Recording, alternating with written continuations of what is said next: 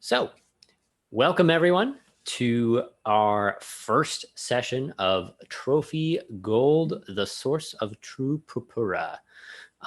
This is part of the Gauntlet Hangouts.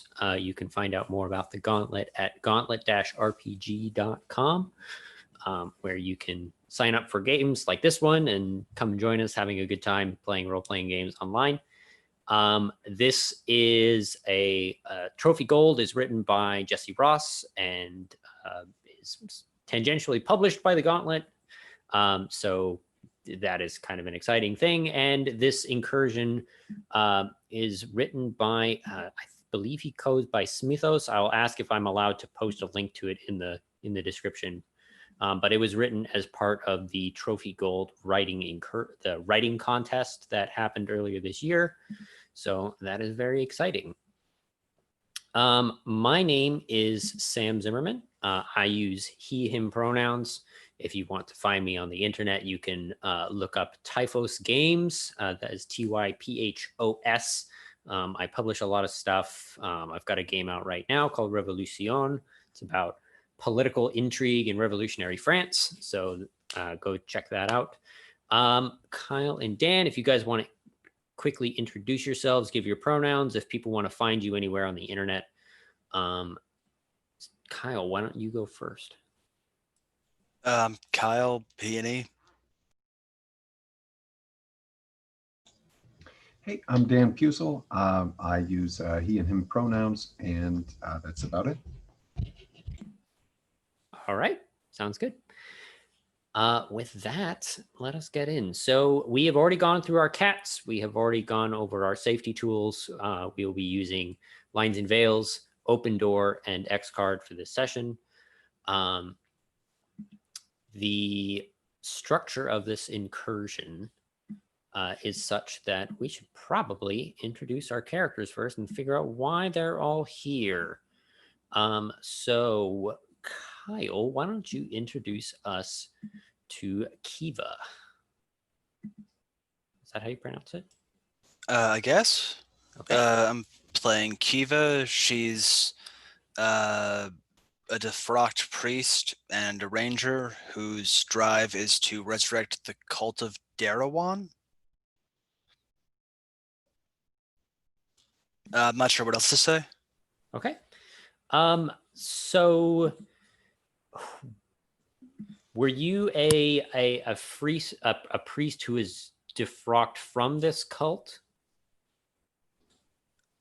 I'm guessing the cult is some kind of heresy or something, and I got like defrocked because I followed it. Okay, I like that. I'm looking through here. You have a signet ring and some wax to use with that. Is that a remnant from when you were a priest, or do you have some other society that you're affiliated with? I guess that's from when I was a priest.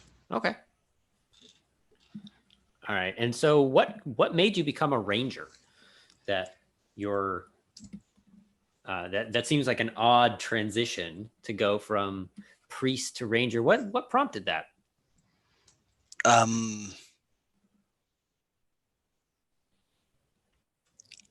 If you don't have anything, we can come back. I don't have anything. Okay. Let me look through here. I think it's very interesting. So let's really quickly hop over to Dan, who is going to introduce us to Orlen. Hey, yeah, I think it's Orlen. I'm not sure. Oh, I thought that was an I. That's an L. Yes, Orlen. Yeah, Orlen. He, him pronouns. Orlen is a disinherited noble who is currently working as a lockpick, sort of a B&E man. I think he was maybe flirting in that area, and that may have been what earned him his disinheritance. He had maybe a bit of a compulsion to borrow things that weren't his, and he is working to earn the right to his family's name back. Sorry. ostensibly through earning enough gold that it doesn't matter if he stole it or where he got it from. Oh, that's good. I like that. So you've got this heirloom compass. Is that a kind of a leftover from your family? Does it have like a family crest on it? Ooh, I think I like that. I think that sounds good. Yeah, I think maybe this was a parting gift that Orlen gave himself. That it was his last job at home, and before he left. Yeah. What is that crest? Oh, something bizarre. I think. What kind of animal is Ricky Tikki Tavi? Like a mongoose? A mongoose. Yeah, I think it is a mongoose. A mongoose biting a snake in Oh, the that's crest. good. I like that. That's a lot of fun. Where did you learn to cast magic if you're a kind of a nobleman? Yeah. I think. Let me see here. I imagine Orlen has taken up with a number of small groups of burglars and things like that, and has picked this up. These rituals are specifically useful to this line of work, darkness, and a swarm in which you trade favors with a colony of vermin, which is my favorite wording. Yeah, I think probably from other burglars, other ne'er do well. Yeah, Folks. awesome. I like that. Hopping back over to Kyle, do you have an idea? I think I just, when I was a priest, I did a lot of like errands that involved all the traveling for the church and stuff, and I just got experience moving through like the woods or whatever. And Oh yeah, I like that. That's good. That's a good one. All right. So, why don't we go through a couple of quick scenes right at the beginning, and then I will introduce the incursion proper, and we will take our first break. So, I'm going to quickly hard frame us a scene where Orlen is on a job. And so why were you stealing from a librarian? And what valuable thing did this librarian keep that you wanted to steal?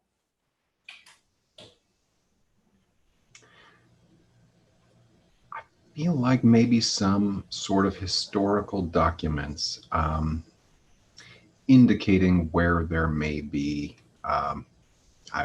some great stash of treasure.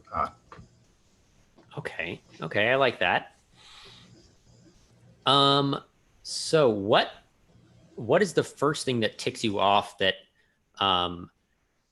the librarian who you thought was out is not actually away from home? They're still here. Oh, So you're halfway through the job. What ticks you off? there are still some low embers in the fireplace. It's the fire's out, but it hasn't been out for long enough for the person to have been gone for a while. Yeah, okay. And you make your way down this like thin flight of stairs in the darkness, trying to like keep your wits about you as you're making sure that no one else can hear you in this building, even though it is deadly silent. And you make your way to the study that you think has these documents in it. And the man that you're here to rob is slumped over his desk with a knife in his back.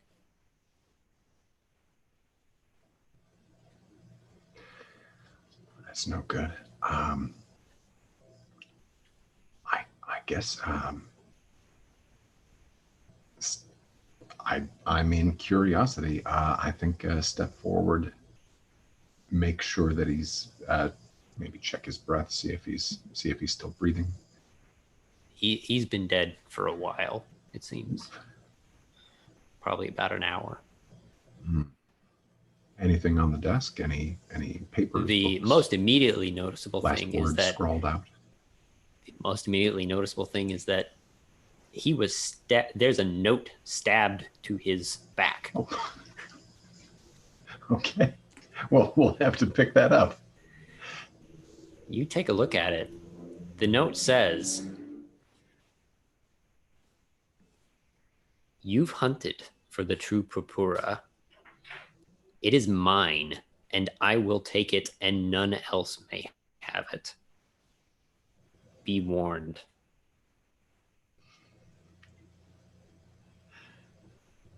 Fold that, put it in my pocket.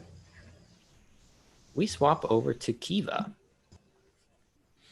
Kiva, you're out in the wilderness and you come upon a stream that you've gone through fairly often. What about the surroundings makes you feel uneasy? You're here a lot, and so this is a fairly common place for you to be, but something's off. Something makes you feel like there's a presence here that's not normally around. Probably it's just too quiet. Like I'm used to there being bird noises, or I mean, it's a stream, so that animals going around for water and stuff, and there's just no sound this time. Oh, that's good. All right. So you make your way down to the stream bed, and you look across the stream, and there's like a wild pig on the other side that is slumped out on the bank, and it apparently died there. Okay. If it can take down a pig, it can probably get me. So I guess I'm gonna get close. Check if it's dead for sure. Yeah, it's definitely dead. It's not moving. But you also notice that it's not. There are no like stab wounds. There's no cut marks. There's no nothing. And the only real indication that you can see is that its eyes are completely black. Just matte black. They're not even shiny. It was probably poisoned or cursed or something. So either way, I probably shouldn't eat it. I think I'm just gonna run away, basically. Okay. You look down in the stream, and there's a ribbon of black running through the center of the stream that is not mixing with the rest of the water. I take a closer look. That is where we are going to intro the true Purpura. I would sell my worldly wealth, give away my youth and health, threaten, trick, and take by stealth for a hint of true Purpura. I'd spurn and curse my truest friend, reject my love, seek joy's true end, ruin my life, my body rend for a drop of true Purpura. I'd murder, kidnap, burn, and maim. To others' lives I would lay claim. I'd do great evil, take the blame for a phial of true Purpura. I'd slit the throat of my own king, pour out his blood, foul chants I'd sing, a trophy to an ancient thing for the source of true Purpura. And so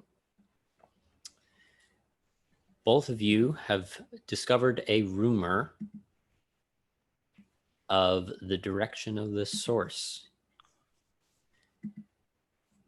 Orlen, with the documents, you're able to piece together where this treasure might be. Kiva, you have a more direct route. You can follow this trail of what almost seems to be ink back up the stream to see where it comes from. You've both heard of the Source, a multi-chromatic cascade of colorful and magical inks that emerge from the forests to plague the world. At its heart, at its entrance, a deep tunnel carved into the mountainside, and above the archway is a capstone is inscribed with the sorceress tongue of ancients that promises the solution to all your ills and eternal riches for anyone who comes out alive. And that is where we're going to take our first break. And so I will see you all 5 minutes. Okay for you guys? Awesome. So I will see you in 5 minutes. Hello. Welcome back. All right. Let's get into this. So, do you two meet up and come together, or do you both arrive here on your own? It's probably my first question. I'm happy to meet up and come together. Kyle, what do you think? Sounds good to me. Okay.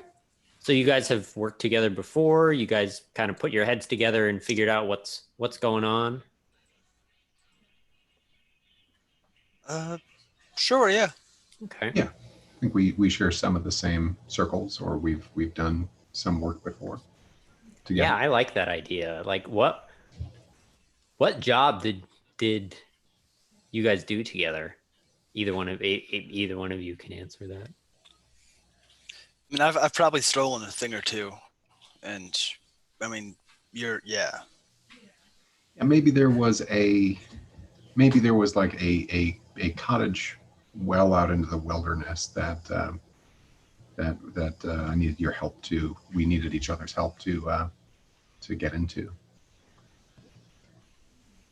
I like that. Yeah, that's good.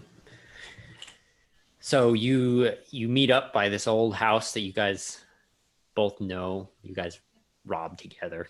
So you guys both know where it is. You've been there before, and you meet up, and Kiva leads the two of you up into the mountains to try and find this source, this cave, which you do eventually make your way to the cave. There's a stream of black, almost like viscous ink that is pouring out of the side of the mountain, and you're able to follow it up. You have to climb a couple of cliffs to make it up there, and eventually you make it to this dark hole that's barely 5 feet in diameter, and make your way down into the cave. The cave itself is fairly short. The darkness only lasts for a couple of steps before you start to see light coming out the other side.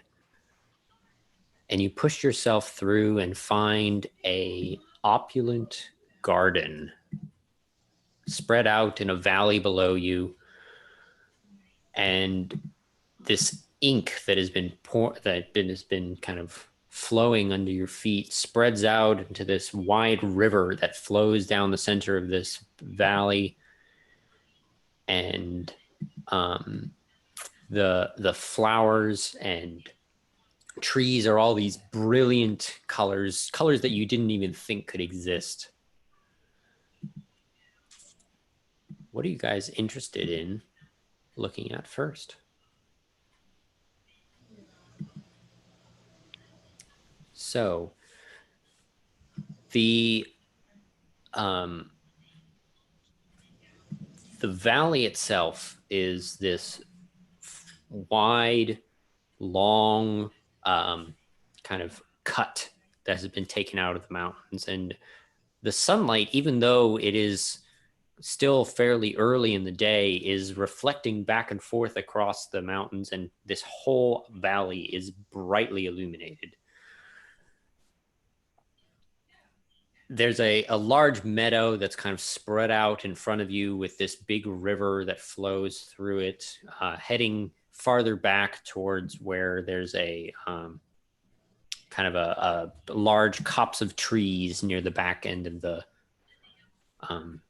the valley. And these rivers seem to run kind of back and forth through this meadow, twining and intertwisting with each other as the meadow flowers bloom and butterflies are all flittering about back and forth across it. So mechanically, out of character, the goal for this set is to trace the source of the multicolored streams back to the far end of the valley. And so engaging in the mechanics, if you guys ever get 3 hunt tokens, you can spend them and do the thing. You will trace the streams back and you will get to the next set, which is the end of the valley. If you manage to accomplish that narratively, then great, you can hold on to those tokens. But until then, you guys are going to be poking around at the set, at the meadow, at the streams, at the plants, the animals, trying to figure out what this place is all about and try and find some treasure along the way.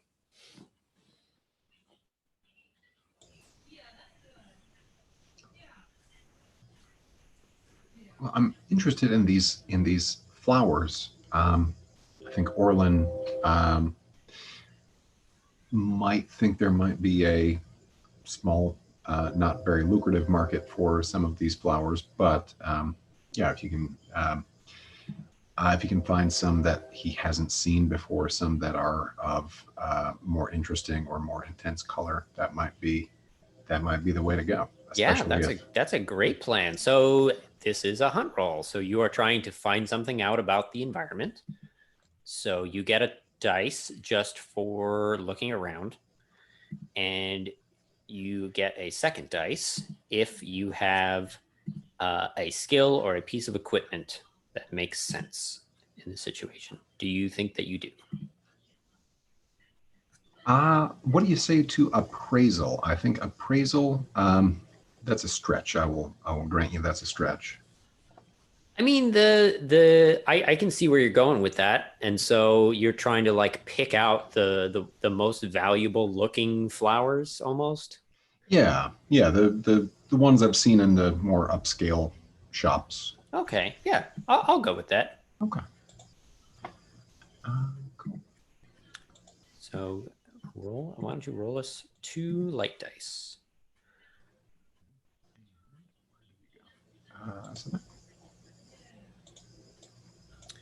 That is a 3 and a 4. That's correct. Yeah. So on a 4, you get a token, but you encounter something terrible. So take your token. You can hold on to it.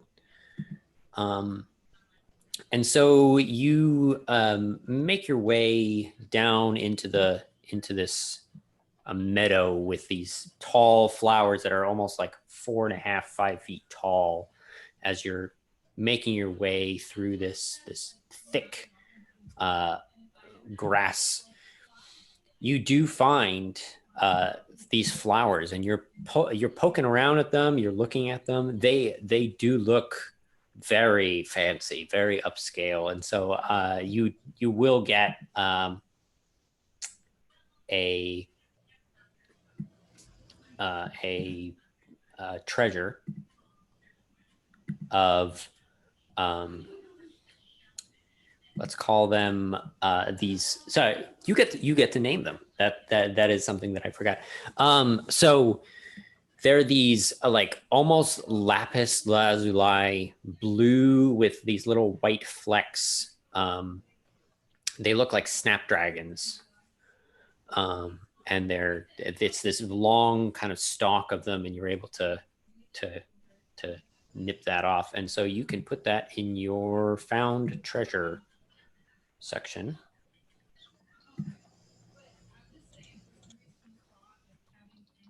And so if you think you can find a use for that later on, then you can use that.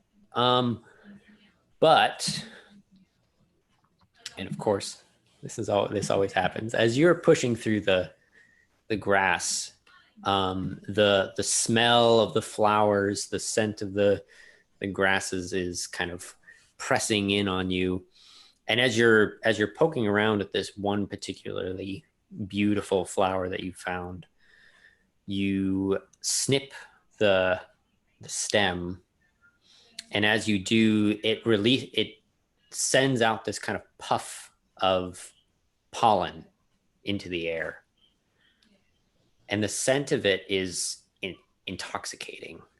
You're drawn into it.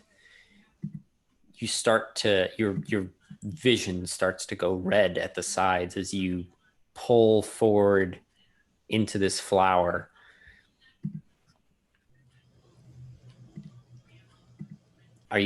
How are you going to try and resist this? See what's going to happen? Are you going to give into it? What's Orlen doing at this moment? I mean, I think that's a give into it. That sounds well. Let's see here.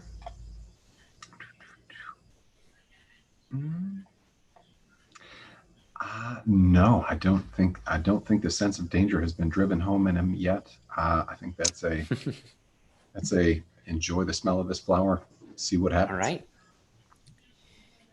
Yeah. So you push, you lean into this, and you let this happen. Your vision is, you start to see things in the pollen. You start to see like these little glints of color and light scattering through the air as you're looking around through it. And so you are going to take a condition where you are irresistibly attracted to colorful things.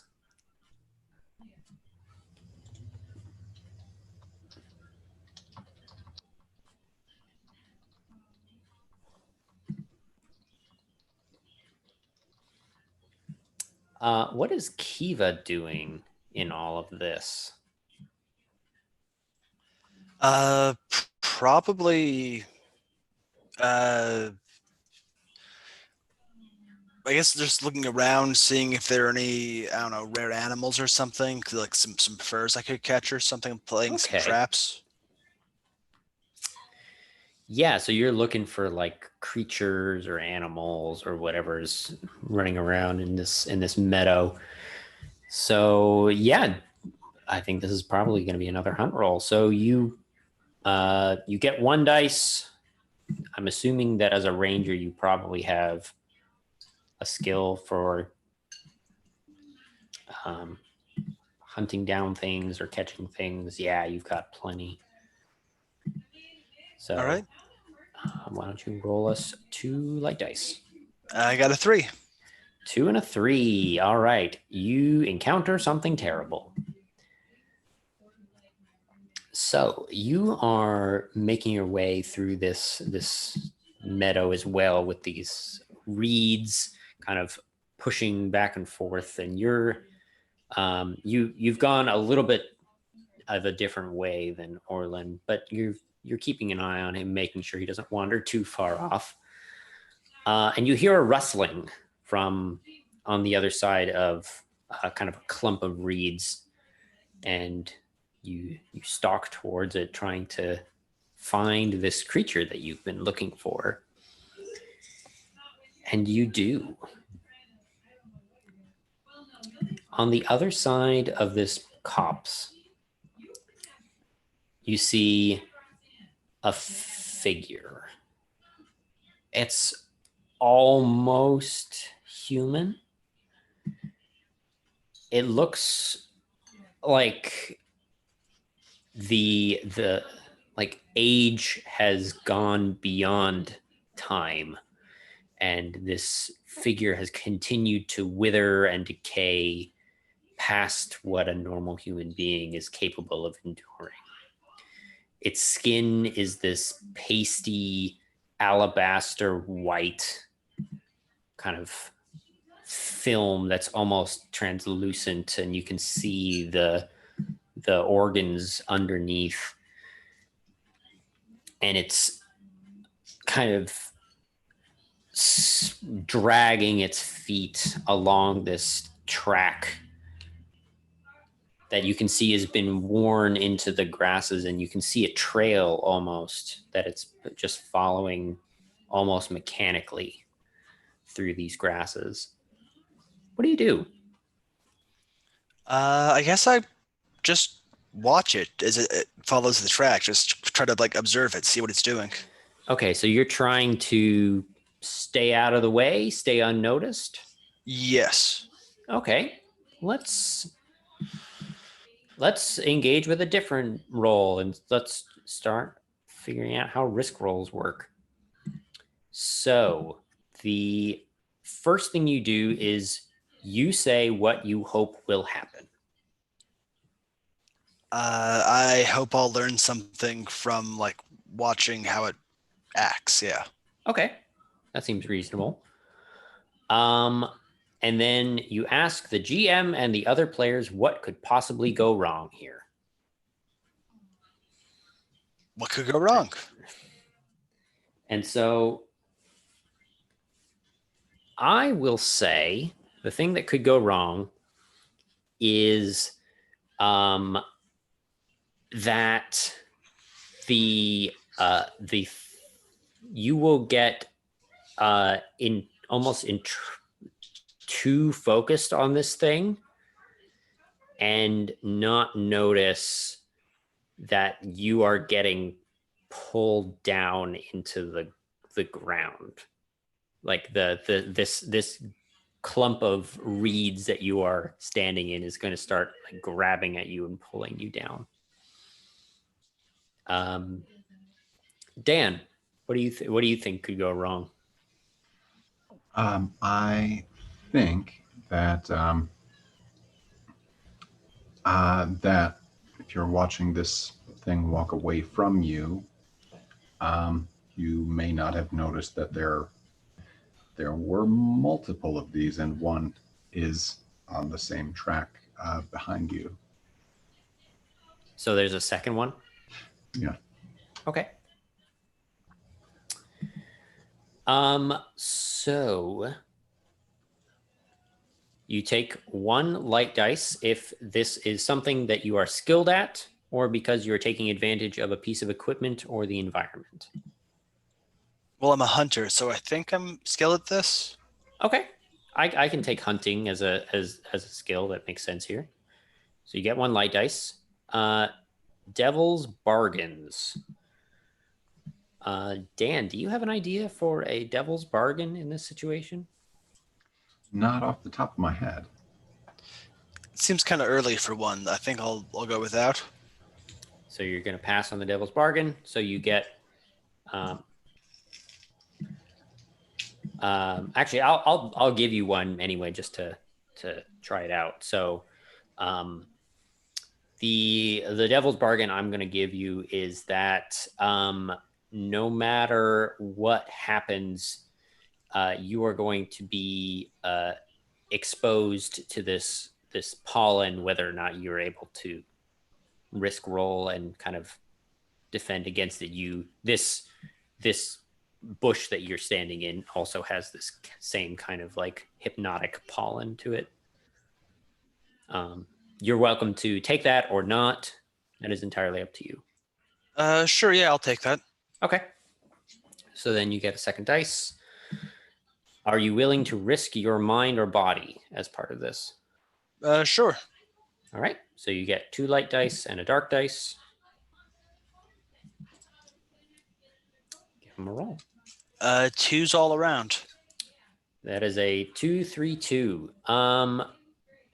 as I will remind you that you can add another dark dice and re-roll all 4 of them because the dark dice was not the highest one. Sure, yeah, I'll give that a shot. It's probably a good idea since that would have been a pretty big failure.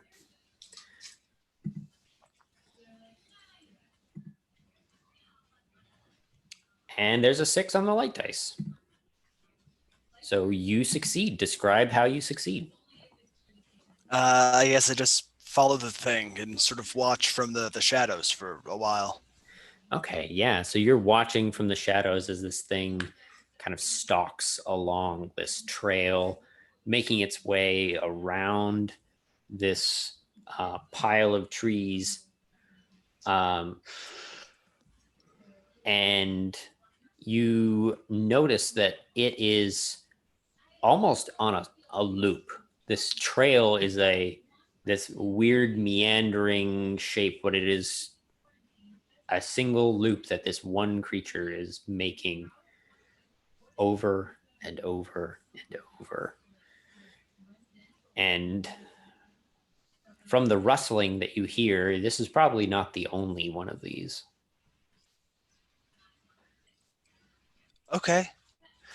I guess I'll just head back to Orlen then and try to like get the group back together and maybe head on. Okay.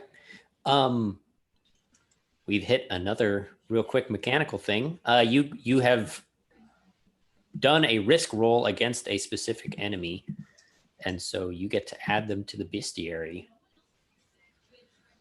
So between the two of you, you get to name this thing, call it whatever you want.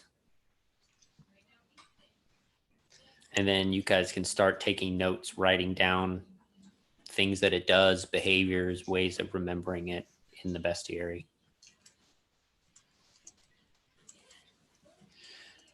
What do you think as far as the name goes, Dan? I'm not sure. Pale men, glass skin men. There's a profoundly pale skin that's almost translucent, such that you can see the organs inside. What do you think? I mean, pale men sounds good to me. Okay.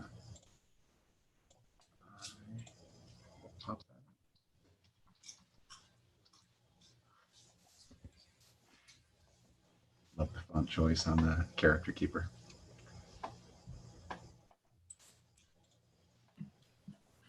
Awesome. Mm-hmm. And then you can take whatever notes you want on habits. The big thing on here is that now that you've named them, if you go back to town, you can spend gold to do some research and try and figure out what their weaknesses are. And that will help you in future encounters with them if you have to fight them. Okay. So, you two are both back together in the center of this meadow. There's a stream that's flowing off to the side. Where would you like to go? Where would you like to investigate?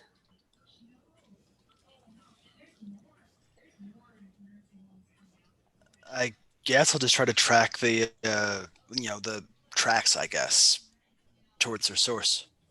Okay, so following the stream almost.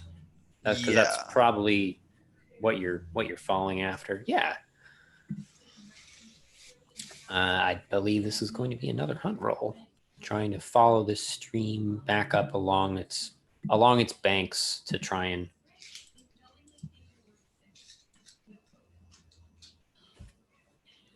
I got a 6. Awesome. So you get a hunt token and do not find any terrible things, which is awesome. So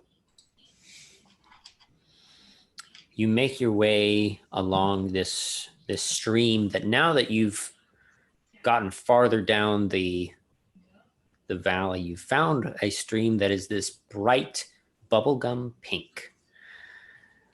And you're following it along. You can see that it almost mixes in different places with a blue stream that branches off and a dazzling yellow stream that branches and flows kind of in a circle back up the way that you came. And the directions and kind of manifestations of these streams doesn't really make any sense because they're flowing up hills and they're flowing over rocks that are in the middle of the stream and just kind of creating these bumps and ridges as they flow around. Eventually you come upon a kind of a swirling pool where the yellow stream and the blue stream have kind of come back together and are swirling in this like almost whirlpool in the center. That's this yellows and blues and greens that are bubbling and frothing. And on the far side, you see two of these pale men sitting at the side of the pool and drinking it. What would you like to do?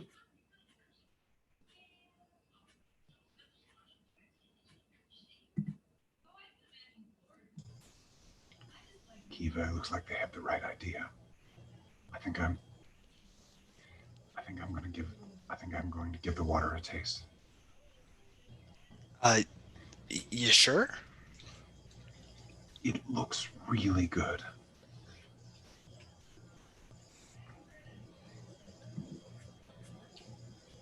Just a taste, just a sip, just a little. I'm going to dip my hand in, take a sip. It's fine. Probably spit it out. It'll probably taste bad, but it might taste amazing. Okay. So you're going to reach down and scoop up a handful of it and take a sip. Yep. All right. This particular incursion has reintroduces the ruin roll from original Trophy Dark. So why don't you roll a single dark dice?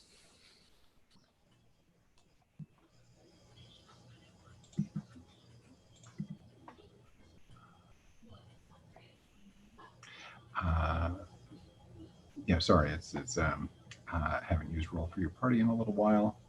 Trying to remember how to. Oh, there we go. Color. We'll go with purple. Okay, that is a 2. That is a 2, which is lower than your current ruin, so your ruin does not go up. So that is good. How does the water taste good? It does not taste good.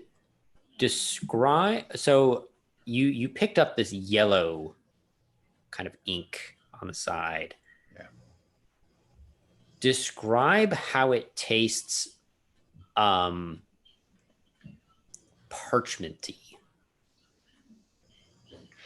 Ooh. Yeah, I think there's something that dries the mouth about it. It's like a astringent, like a really tanniny wine makes your mouth feel really dry afterwards. Yeah. And there's something almost dusty about it, which is tough to put into flavor. Yeah, I like that. So there's this almost like leathery, dusty, old book in a dusty room type taste to it. The other thing that happens is as you take this and it dries your mouth out instantly. You just have to like cough and kind of get some of it out. This like shock of electricity hits your hand that you coughed into, and you have to like drop the rest of the liquid back in the pool as you like. It feels like you just touched a an electric fence, almost. All right, Kiva, don't do that. Don't drink that. It's not as good as it looks. I'll keep that in mind.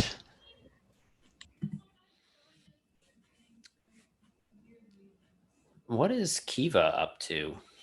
I know she was interested in these paper men. Is she gonna go and take a closer look? Is she gonna try and avoid them? Yeah, I guess I'll sneak a bit closer, see if these ones are doing anything differently. Okay, yeah. So this is probably also a hunt roll here to try and figure out something new about the scenario. Got a 2. That is a 2.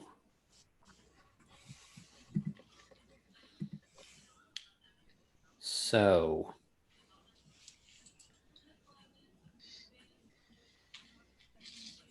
I think what happens is you are kind of stalking your way around the side of this meadow, this pool, trying to get closer to them. And you step where you're not quite looking, and you hear a crunch beneath your feet. You look down to see what looks like a bird's nest that you just stepped on. The nest is lined with small bones and these paper thin leaves that the veins in it look like almost like scripty writing, these dark blue veins on the very thin leaves. And you've crunched a pair of eggs that are sitting in this nest. And the bird that was protecting his nest is not happy with you at all. And it flaps up in your face and squawks at you and screeches at you as you back up, trying to get away from it. You can see that it's this inky black, almost like a crow, but smaller. And its beak is the nib of a pen. And it's squawking at you and pecking at you with this razor sharp beak, and you're trying to fight it away. And the noise has alerted the 2 pale men that sit on the other side of the stream, and Orlen sees them both look up as this commotion comes from the other side of the pond. What do you do?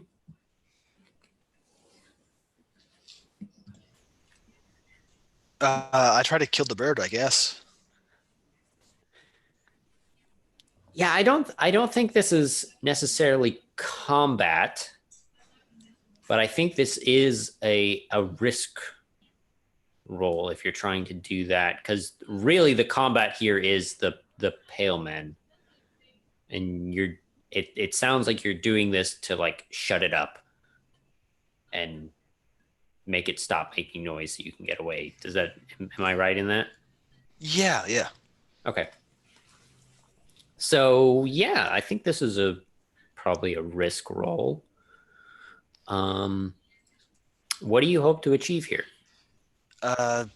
Just to get the bird quiet and out of my face. Okay. Dan, what could go wrong? I think some injury could befall your good hand with which you're striking at the bird. Oh yeah, so you like a definite injury to the hand. That's good. I mean, I think the obvious one is that the pale men catch up to you, and so combat is kind of inevitable at that point.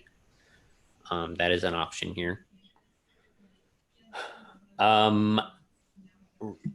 Do you have a skill or a piece of equipment that you want to use, or some part of the environment that you're using to help you in this situation?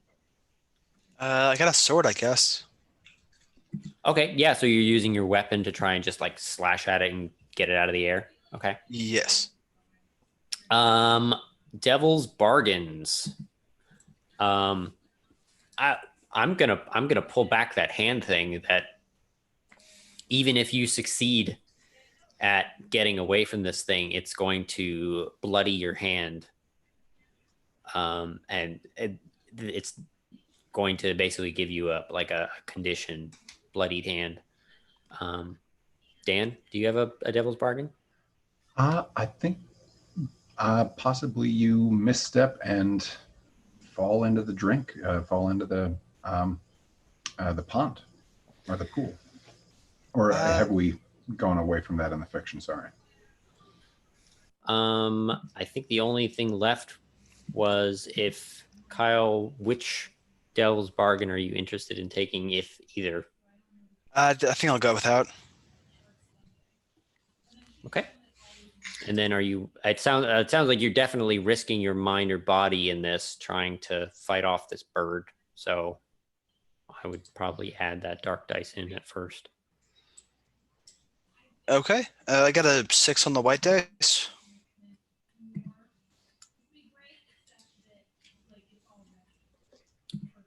So did that reroll? Time change? Yes. All right. So that's a 6. So how do you get away?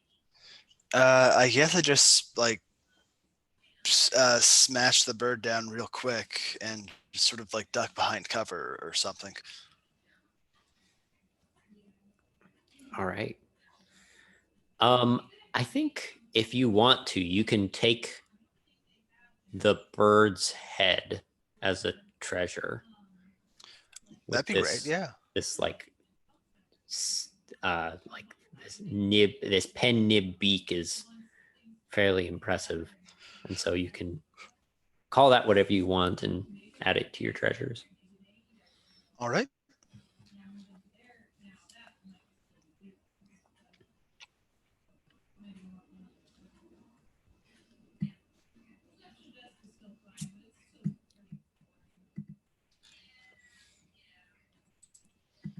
All right. So you've managed to get away from the pale men, and Orlen, what are you interested in attempting in this situation?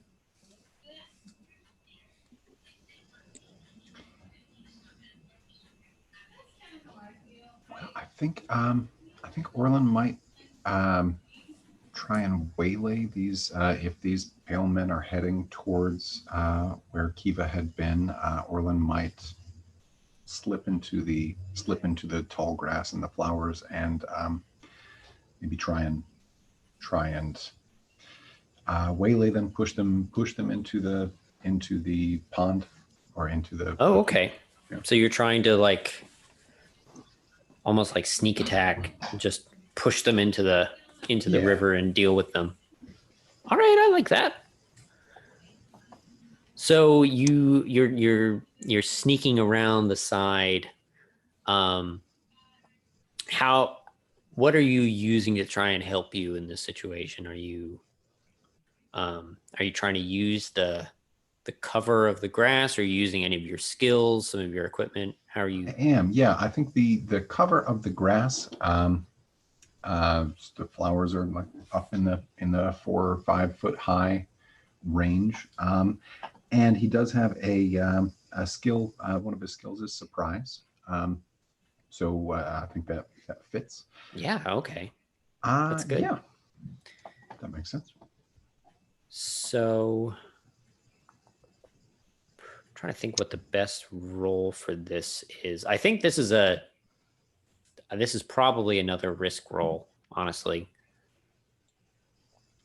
What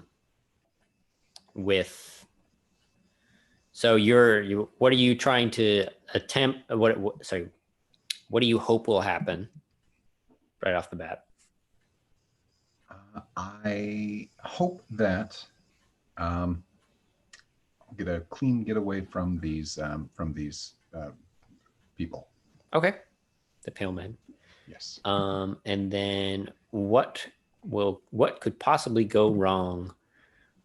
Obvious one. You don't manage. You manage to get one of them, and the other one attacks you or something like that.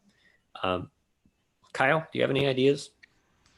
You could fall into the river yourself. Oh, that's good. I like that one.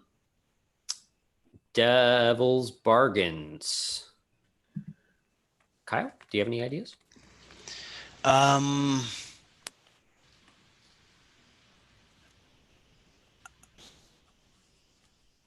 Like the maybe contact, like touching them, like corrupts you somehow, if that's possible. Oh, that's good. I like that. Okay. No, I'd like that one. I'm gonna leave that one as the one that's on the table. Do you want to take that? Yeah, I'd like to take that. Yeah. All right. Awesome. So yeah, why don't you roll us a risk roll? Okie dokie. Remind me, we've got. So you get one dice because you have a skill or you're using the environment to help you. Okay. You get a dice for accepting the devil's bargain. Both of them are light colored. And then you add a dark colored dice if you are willing to risk your mind or body in order to succeed, which kind of sounds like you are by just running in and punching these guys. All right. Ooh, that's a 3, a 4, and a 2. 4 is kind of a partial success. 4 is a partial success. It is on the light dice. So if you want to, you can add another dark dice and re-roll all 4 of them.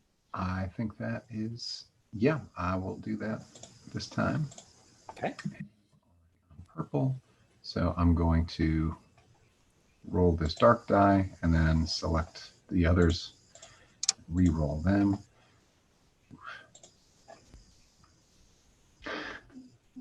Okay.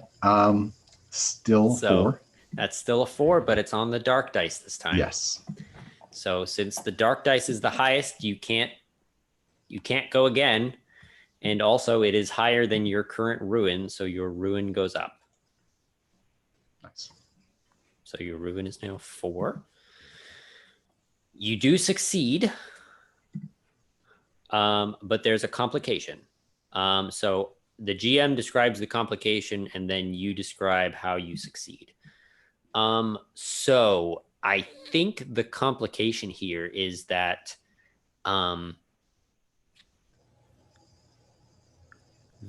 so whatever you do, because you took the devil's bargain, this thing, as you're going to go to push it or whatever you end up doing, and it kind of glares at you with these solid black eyes, and you look, and this ink is just like dripping down its chin, and it's going to roar at you and spray this ink all over your face as you're pushing it off into the river.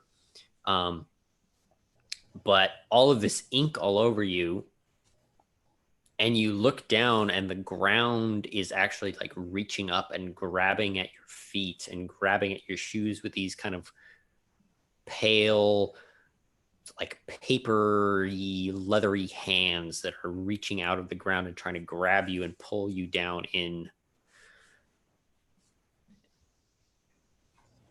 And so first, let's describe how you succeed at this move with dealing with the 2 pale men. What does that look like?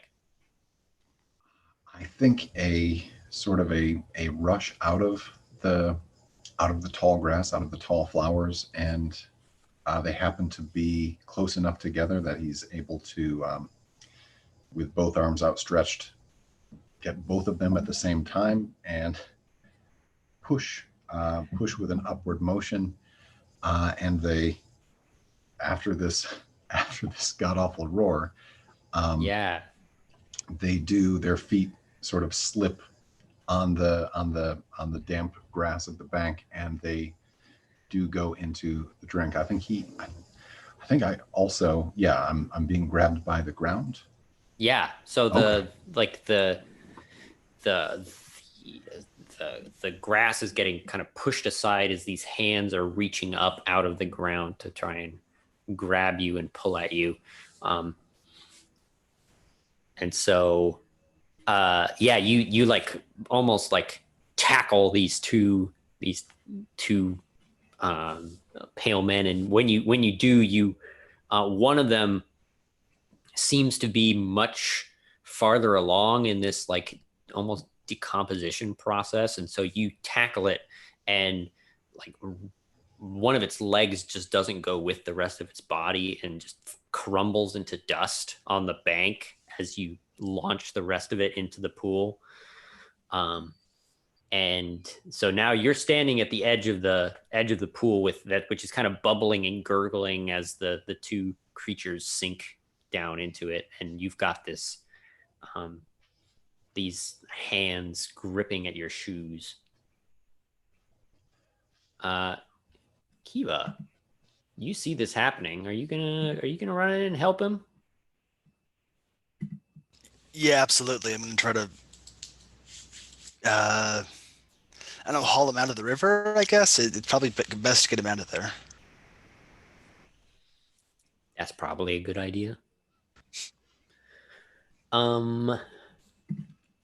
So what does this look like? How are you trying to go about doing this? Just run up on the bank, try to get close enough to like maybe, I don't know, get a branch to him or something to like haul him out. Okay, yeah. Are you going to use your because I think you have a bow, right? Oh yeah, I'll use that. Yeah, that's a good idea. So, I think this is probably a risk roll. We're doing a lot of these. And I think the very clear thing you hope is going to happen is you're going to get Orlen like ripped out from whatever's grabbing him.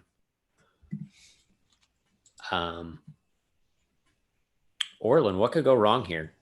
Oh man, I think that bow could be grabbed a little too strongly, and the string could snap. Oh, that's good. I think what would be interesting is if you pull Orlen out, but his shoes don't come with, and so he has to go through the rest of this barefoot and deal with whatever that means. That sounds fun. Yeah. Yeah.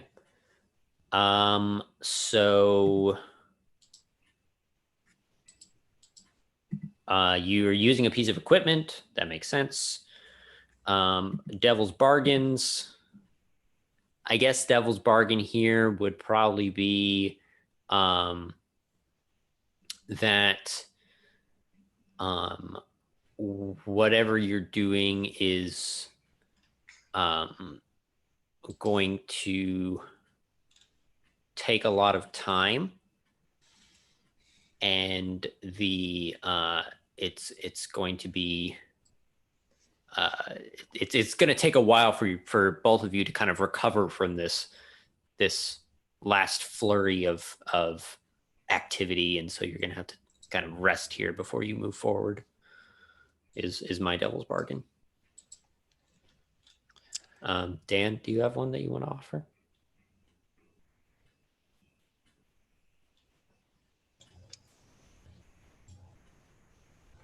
No, I got nothing. Sorry. Okay. I don't think I'm gonna take that bargain. Just I'm gonna try to get out of this, quickly. Okay. Yeah. And you don't have to risk your mind or body right off the bat with this. So you could just roll the one dice and see what you get. You can always re-roll it with a dark dice later. Yeah, I got a 2, so I'm gonna re-roll with the dark die. Yeah, that's a good idea. 2 6s, one with the 2 dark. 6s. So you succeed with no complications from me, but your ruin does go up to 4. describe what that looks like. Why do you take some mental or physical harm as part of this? I probably accidentally like splashed some of the water on myself or like in my mouth, or I don't know, get some of it on me or in me, and it's probably not good for me. Yeah. Okay. Yeah. So you're pulling at this thing, and you like yank him out of the river, and this big splash of ink goes everywhere, and you get some in your mouth, your face. You're wiping it off. It tastes really good to you. It tastes really good. You want to go back and try some more.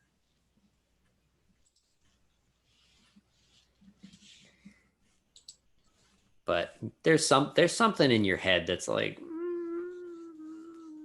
it's probably not a good idea. But there's that. It's almost that like that feeling you get when you're standing at the top of a tall cliff. There's that little urge in the back of your head that is just saying, you should jump off. That'd be fun. You should jump. But here let's drink the multicolored crazy ink water and see what happens. And the two of you are laying on the bank panting, and that is where we will take our second break because we are just about at the top of the hour. Are you guys okay with a little bit longer break this time? I could use like a 10-minute break if that's okay with you guys. So I will see you guys at 10 after. Sounds good. Sounds good. I will see you guys in a bit. Hello. How are we doing? You guys all doing good? No issues? Cool. So I guess at this point, it's probably fair to remind you guys that you have 3 tokens between the two of you, that if you wanted to, you could cash those in and just move on from this and say, screw it, we're done dealing with this weird meadow thing. We'll deal with something else. We'll move on. Or you could continue trying to do some hunt rolls, trying to follow things through, and eventually, narratively, we would get there. That's up to you guys.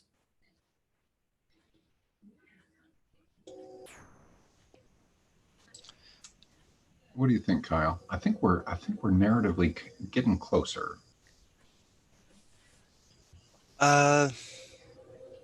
Yeah, sure. I'm up for doing it in the narrative. Yeah. Okay. See, maybe a couple more tries, and then if we survive that. Okay.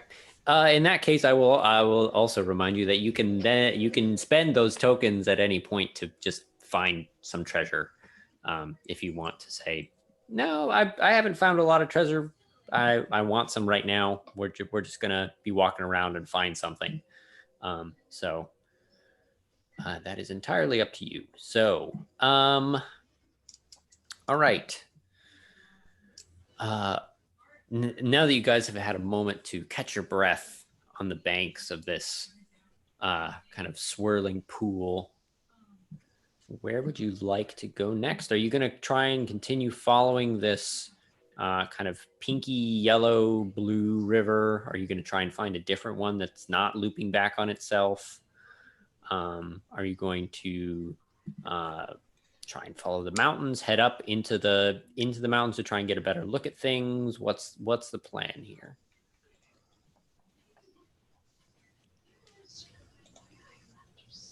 I'm leaning towards just continuing to follow the river. All right.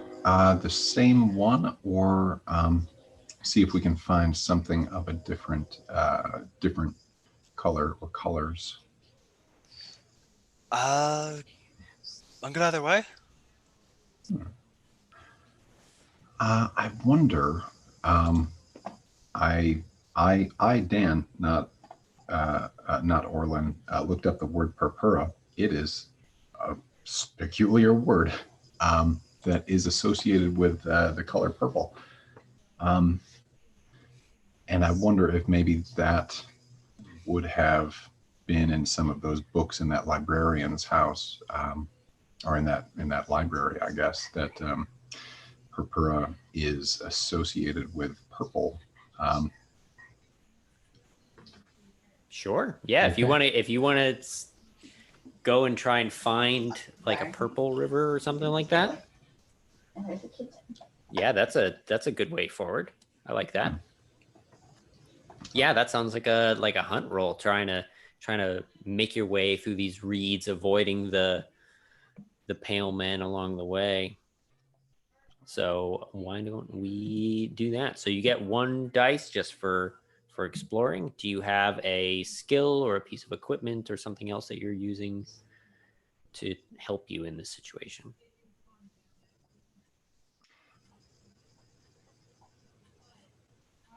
Mm. I think it's possible in traversing the tall grass, moving from place to place. I think one of the risks is losing a sense of direction, getting a little bit lost, and I wonder if that heirloom compass could assist in that. Sure. All That right. makes sense. I like that. So you pull out this mongoose compass and try and use it to you kind of knew which direction the valley was generally pointing, and so you're able to kind of point yourself in the right direction and not get too badly turned around. I like that. So yeah, why don't you roll us some dice? Okay. Ooh, ooh. Started bad, ended worse. That's a 1 and a 2. Well, it's not a 1, which would be really bad. But a 2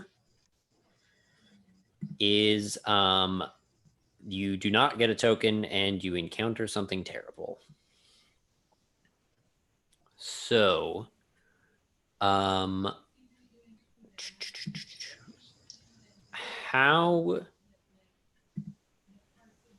do you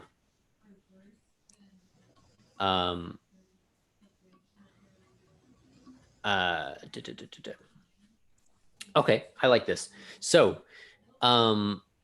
you are making your way through this grass, kind of going along, and instead of the purple river that you initially wanted, instead you find a red, like a blood red river that is much thicker and like almost like clumpy, cloying compared to the other ones, which were flowing much more smoothly. This one is like almost like a stew in the fact that it's got these big chunks of red gloop that are kind of falling over it, and there's this swarm of flies that are buzzing over the top of this pool,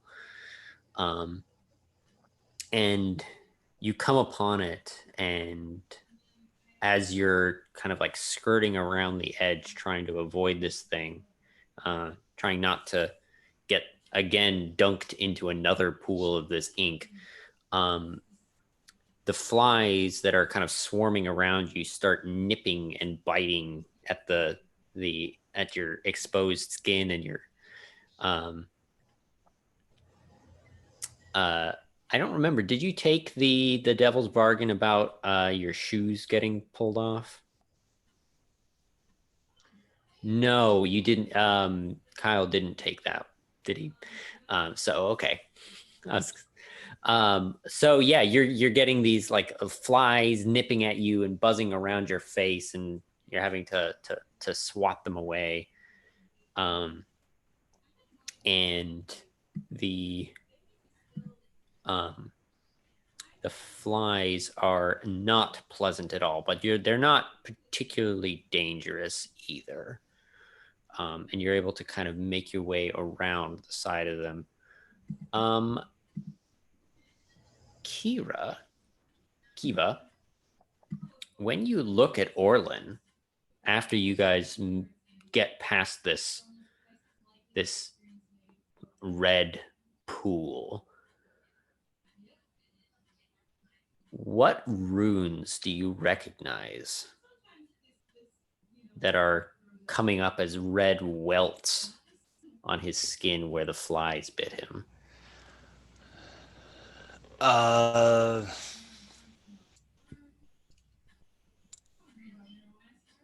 I don't know. Are they symbols of your old order? Are they symbols of this new cult that you've become part of? Yeah, I guess they're symbols of the new cult. All right. Do you know what they mean? Or are they a mystery even to you? I think they're a mystery to me. Okay. So this will likely require further study once you get back. But for now, Orlen is covered in these kind of demonic looking welts that are covering his face and his lower arms. And the two of you eventually do make your way through these kind of rushes and tall grasses and make your way to a glittering purple starred river. So this perfectly smooth river that glints and glows with tiny fireflies of light that are kind of flickering underneath the surface. What do you do now that you found it?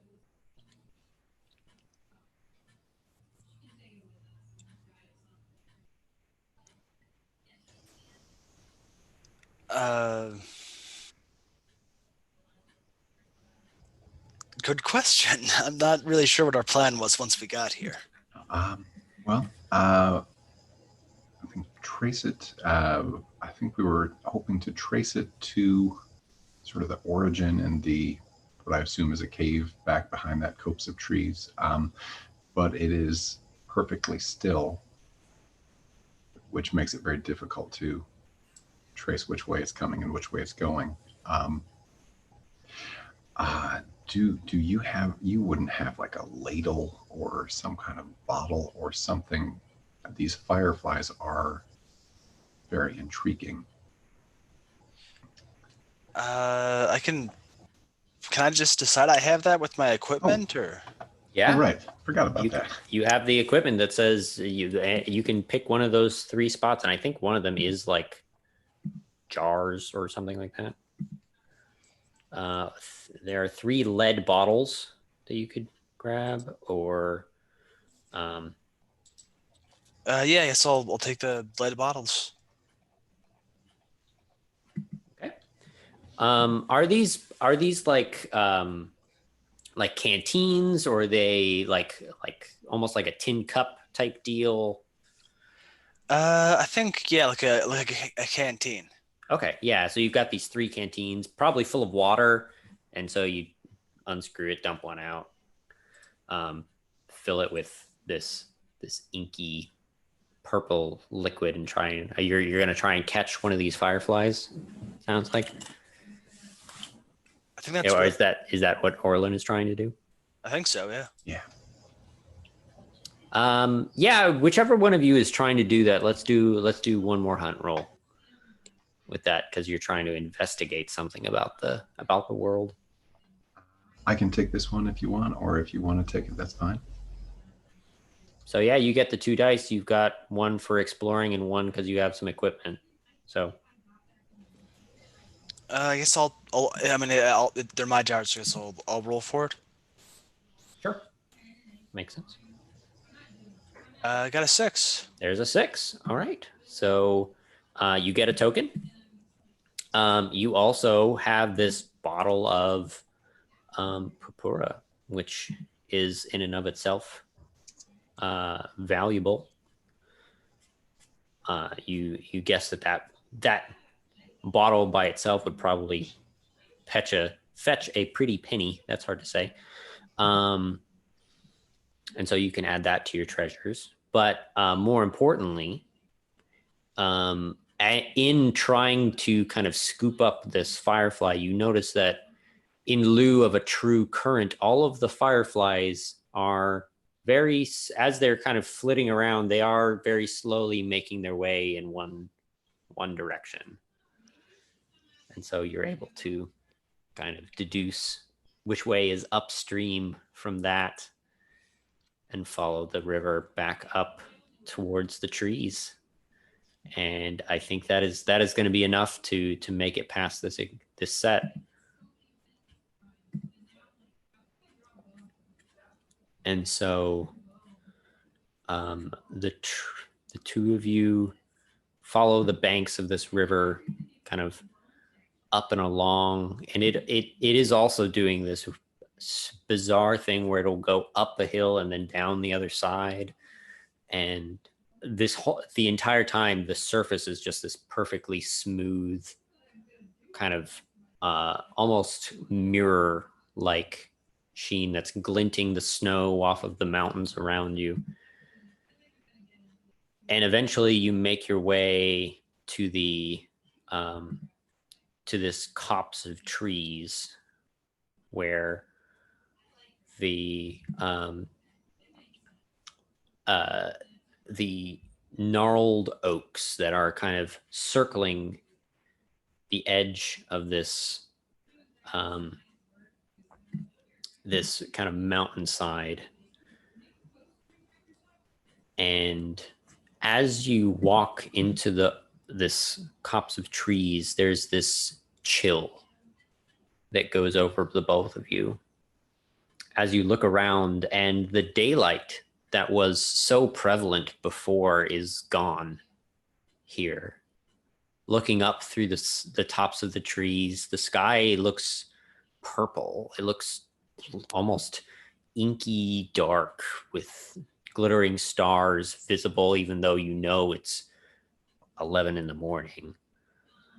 And the oaks are all bent in on you, trying to kind of almost looking like they're reaching down to pick you up and pull you away.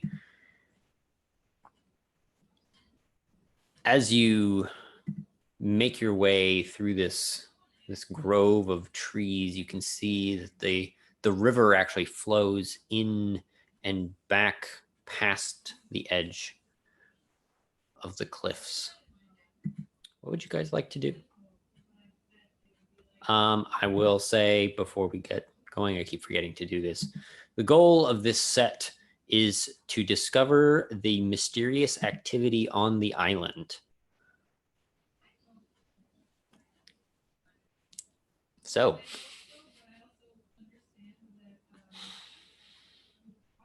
you guys are currently in this kind of heavily wooded area. What do you guys want to do?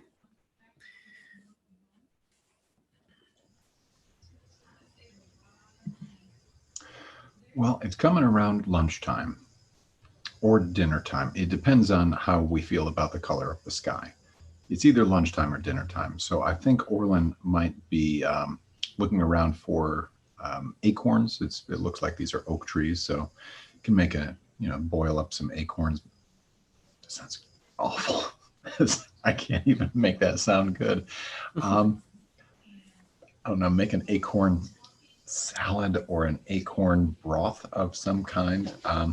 So I think maybe foraging for some acorns. Okay.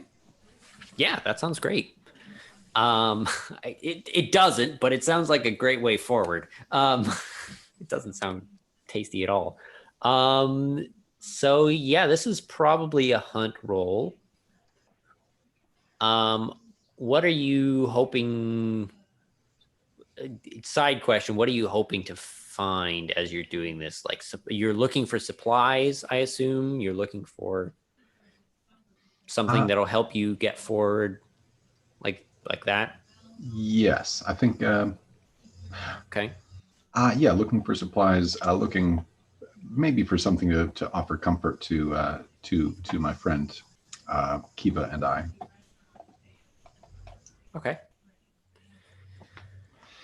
And so you get a dice for exploring. Do you have a skill or a piece of equipment that you're using to help you look around? Like foraging, I guess, for stuff. No such luck. No. Do you Okay, wanna- so it's Do you want to good. pull a piece of equipment from the drop-down list that you think might be useful? Oh, yeah. Let me see what we've got here.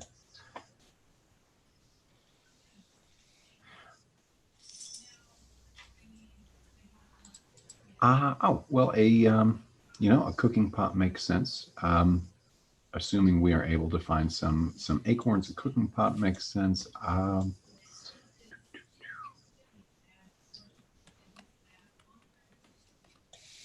I'd give you that if you wanted to grab a cooking pot from the list. Okie dokie. Yeah, that makes the most sense to me on this list. Okay. Great. So why don't you roll us 2 dice? See how you do. Okie dokie. The cooking pot goes.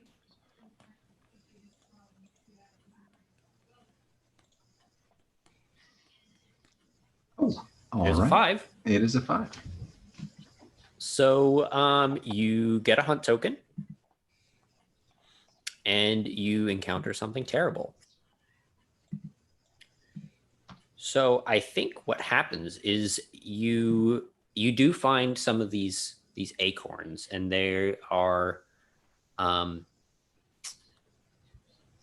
they are this like kind of uh, they this waxy. They almost feel like crayons, and when you like crush them, they mold and move and kind of reshape like clay when you're crushing them. But you kind of nibble at one, and it tastes like an acorn. So how bad could it be?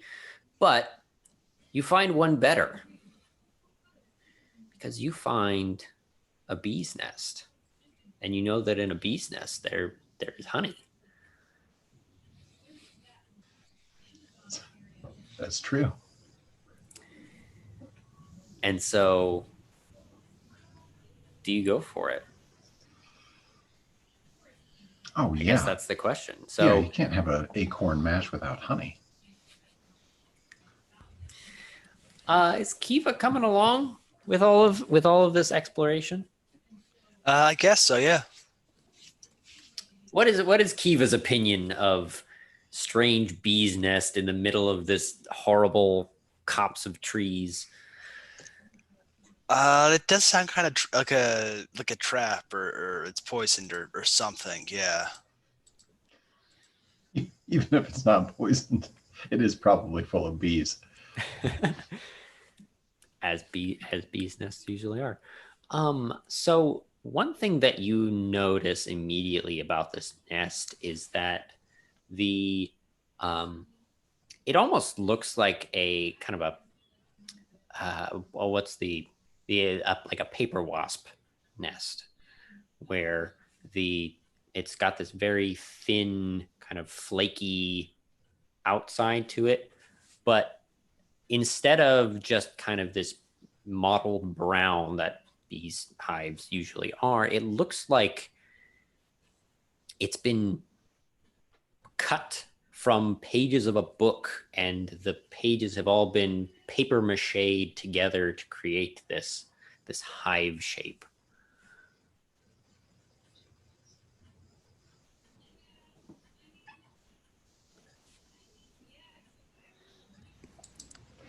We really don't want to eat that. No, that makes me deeply uncomfortable. We can skip that. I don't think they make good honey.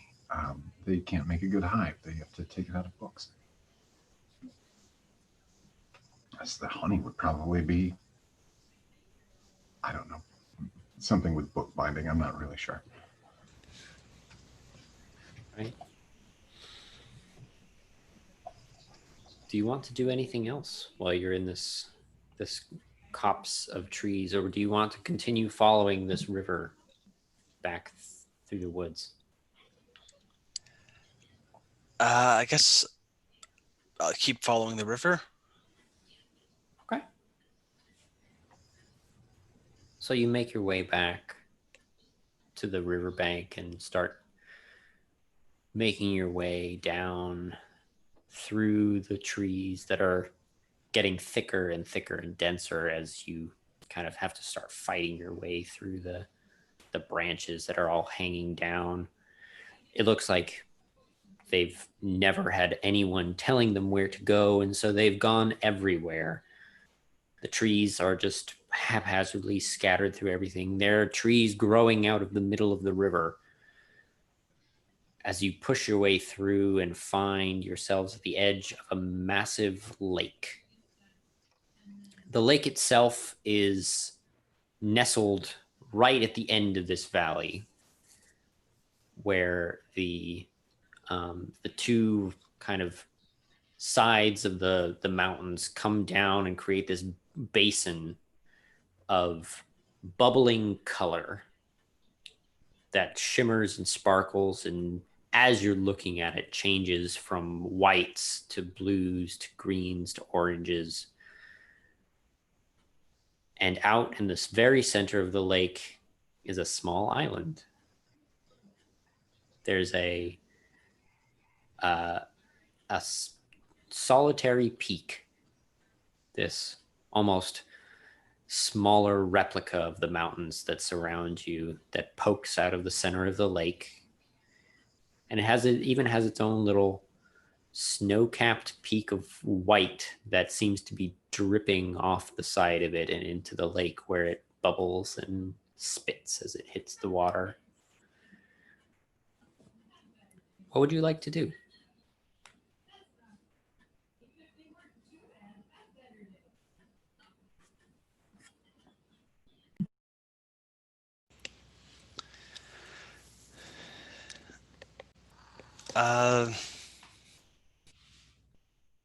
Look around for anything valuable, I guess. Yeah.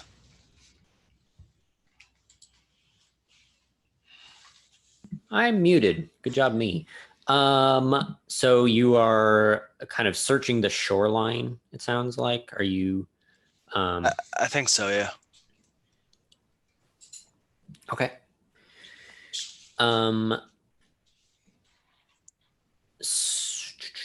How are you investigating? Are you trying to find, are you looking for anything in particular that you could call off as valuable? Or are you just anything that poking at stands specific- out, I guess. Okay. So I guess final question, are you perusing the lake shore itself, or are you looking back to the trees to try and see if there's any last things that you could pull off of that? Or are you looking out into the lake itself? The lake, into the lake itself. Okay, I like that. So yeah, let's give us a hunt roll. Are there any skills or equipment that you're using to try and help you with this? Actually, no, I don't think I have anything relevant. Okay, you're just going straight for it. So give us a hunt roll. 1 dice. I got a 2. That is a 2. So you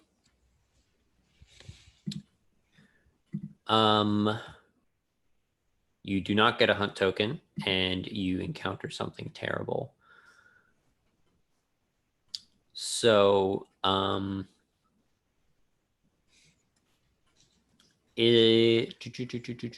okay, so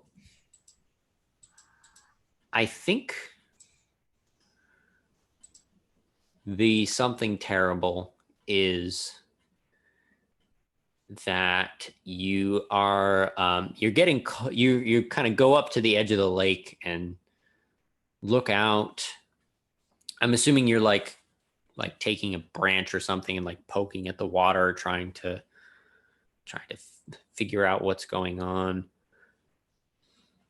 And you feel the branch get like tugged in your hand, and you're not expecting it, and you stumble forward, and now you're standing probably shin deep in this pool, and these kind of reddish black fingers are wrapped around your legs as you stumble backwards trying to get out of the water, and these translucent hands start reaching up out of the lake trying to grab at you and pull you in. What would you like to do? I'm just trying to scramble for the shore, like away from all this. Yeah. So you're just trying to get away from them. You're not going to try and confront them or do anything like that, sounds like. I don't think so. Cool.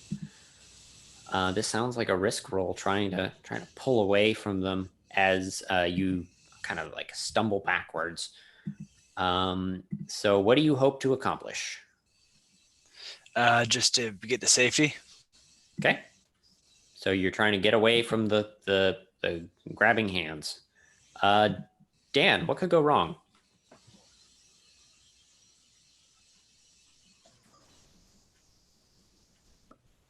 Well, I think you might get away and stumble unwittingly into a small nest of spiders. We did want to see spiders. That's fun. I will say that you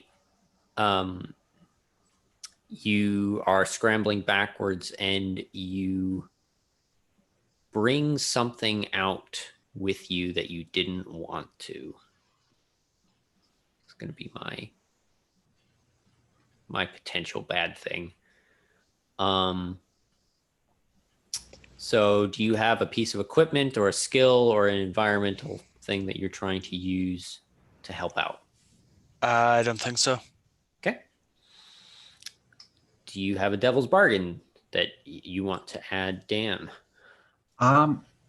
Yeah, I think maybe this water is so chill that your feet go numb, or they're just you lose the feeling in your feet and lower legs. I think that would be like a condition. That's fun. I'm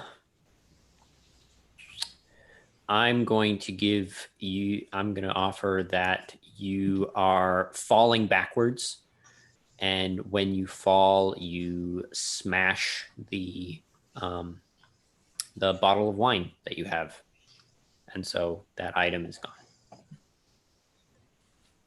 I think I'll just go without. Okay, so you've got you currently have no dice. Oh. And so in that case, you would still get a dark dice from being willing to risk your mind or body in the situation. Then I'll smash the wine. Okay.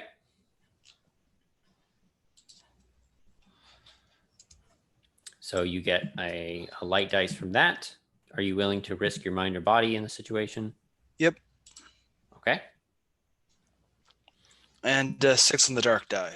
6 on the dark dice. You make it away. And you take some ruin. As you're scrambling backwards, the rest of this body kind of starts to follow you out, but you manage to get away from it. But as you do, you recognize the face of this thing that is coming out at you. Who from this this priesthood that you were part of, who came up here and was lost?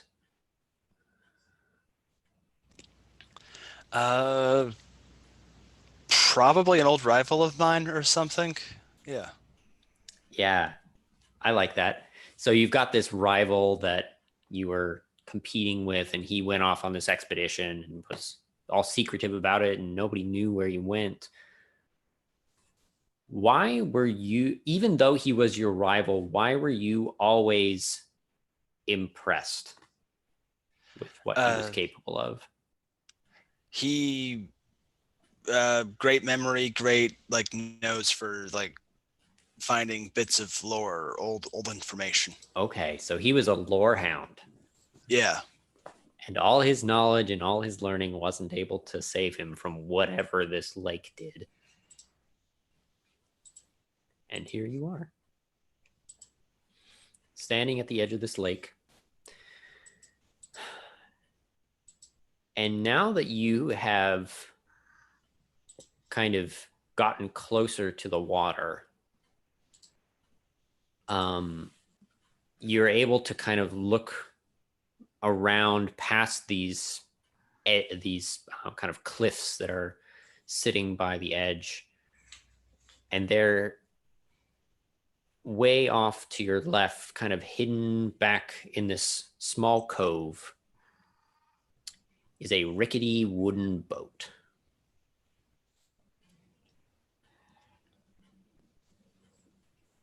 I guess we should take that boat. And you guys start making your way around the boat. And I think that this is probably a decent spot to call it for tonight, if that's okay with you guys, because we are just about before the end, and I'd like to have a little bit of time for stars and wishes wrap up type stuff. So